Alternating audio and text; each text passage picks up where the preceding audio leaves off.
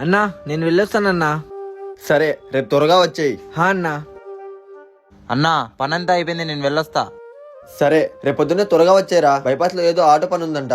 రేపు షావుల్ అన్న కూడా వస్తాడు కదన్నా. వస్తాడు. ఏమి? అది నేనొక్కనే పని సరిగ్గా చేయలేనన్నా. షావుల్ అన్న కూడా తోడుగా ఉంటే నాకు కొంచెం ధైర్యంగా ఉంటుంది. అవునా? సరే అన్నా, వెళ్ళొస్తా. నమస్తే అన్నా. రారా షావుల్, నువ్వు ఒక పని చేయాలి. నేను చెప్పేదాకా నువ్వు లోపల స్టోర్ రూమ్ లో ఉండిపో. ఎందుకన్నా? మరీ చెప్తాలేరా, వెళ్ళు. సరే అన్నా.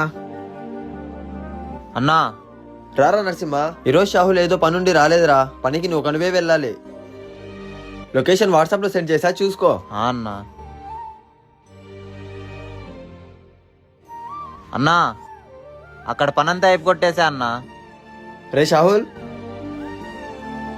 నాతో షాహుల్ అన్న రాలేదని చెప్పారు కదన్నా. జీవితం అంతా అందరూ మనతో కలిసి ఉండర్రా. కొన్ని సమయాల్లో మనమే ఒంటరిగా నిలబడాల్సి వస్తుంది. నువ్వు వెళ్ళేటప్పుడు నీ ముఖంలో ఉన్న భయం నువ్వు మరీ తిరిగి వచ్చేటప్పుడు అది నవ్వులా ఎలా మారింది? ఎందుకంటే నువ్వు నీ భయాన్ని ఎదిరించి నువ్వు ఒక్కడివే ఆ పనిని పూర్తి చేసావు కాబట్టి. అందరి జీవితాల్లో ఇలాంటి పరిస్థితి వస్తుందిరా. ఇది అర్థం చేసుకోవాలనే నిన్ను ఒంటరిగా పనికి పంపించా. ఇక మీదట నువ్వు ఒకడివే వెళ్ళి పని చేసుకోగలవు కదా. తప్పకుండా అన్నా.